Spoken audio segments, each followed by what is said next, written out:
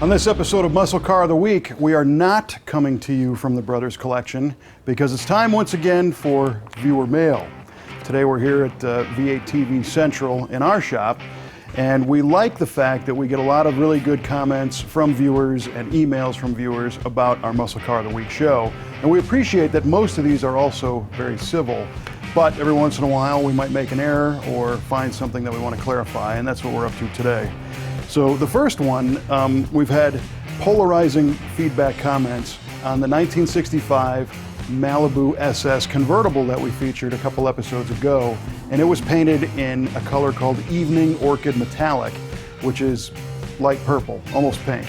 And some of the good feedback was, one person said, "My grandmother has the same hair color, and she also has SS hubcaps on the wall of her dining room," which was pretty funny.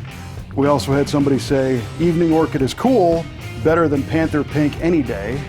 And we had about an even split of people who thought Evening Orchid was good or Evening Orchid was not a suitable color for a muscle car.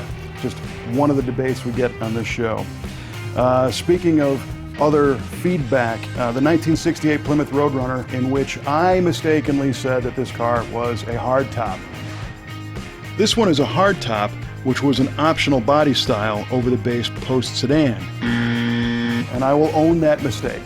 The car is actually a pillar post coupe, and we had some literature that said Chrysler had referred to these cars kind of interchangeably, but at the same time, it was an option to pay extra to get the hardtop, and everybody let me know, and I appreciate that. So, like I said, we own that mistake. We screwed up. It is truly a post coupe and not a hardtop. We did get some feedback on smoking engines. A lot of people said, hey, that car has a problem. It might be smoking. The Roadrunner did a little bit, that Evening Orchid Malibu. The bad one that was most obvious was the 69 Roadrunner A12 car that was green. And there's a lot of reasons why these cars might be puffing some smoke. Some of it is actually steam. These cars don't really get driven enough when we shoot them sometimes to warm up to full operating temperature, so you might be seeing some steam coming out of the pipes. Another thing is that these cars a lot of times have been sitting quite a while, so there is oil poured down the engine in the cylinders to keep them freed up. And some of these cars might have only recently joined the Brothers Collection, so we're not sure about how they were stored previously to that. And it does take quite a while to burn off engine oil that's been poured down a cylinder. Another thing could be that some of these cars are getting up there in wear. You know, some of these are all original cars, so maybe they were driven hard throughout their previous life, and maybe they just smoke. Maybe it's a valve guide thing, maybe it's a ring thing.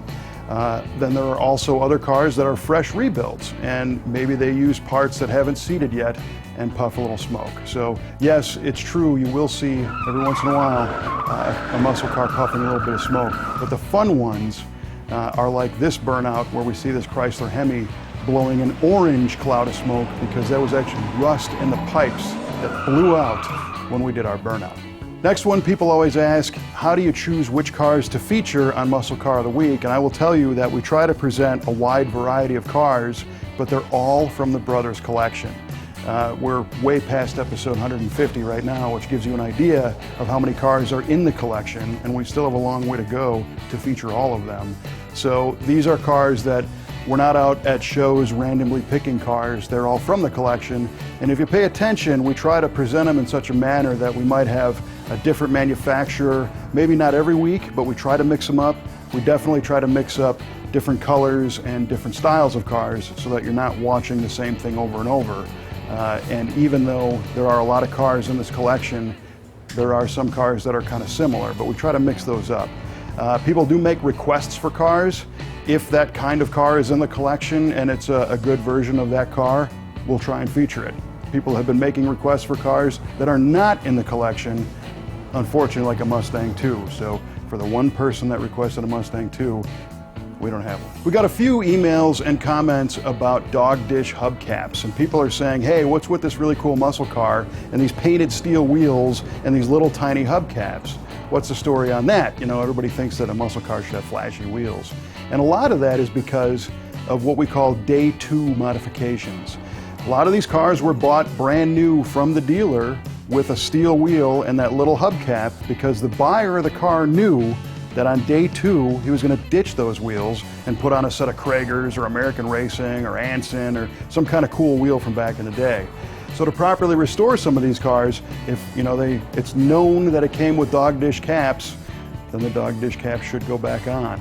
And that's the reason why you see so many of them, is because people bought them because they were cheaper than springing for dealer installed or the factory optional fancier wheel. Okay, in episode 55 we showed a 1969 Camaro Z28, and there was a comment about how the Z28s were all supposed to have factory installed bumper guards, because the rumor is that these cars sat a little bit lower than a regular Camaro and they violated the federal regulation of bumper heights. So GM resolved that situation by installing a bumper guard, which effectively made the bumper height higher even though the car was lower. I don't know if that's true. We did find out that those bumper guards are part of a regular production option from GM, from Chevrolet. It was code V31 and V32 for the front and back bumper guards.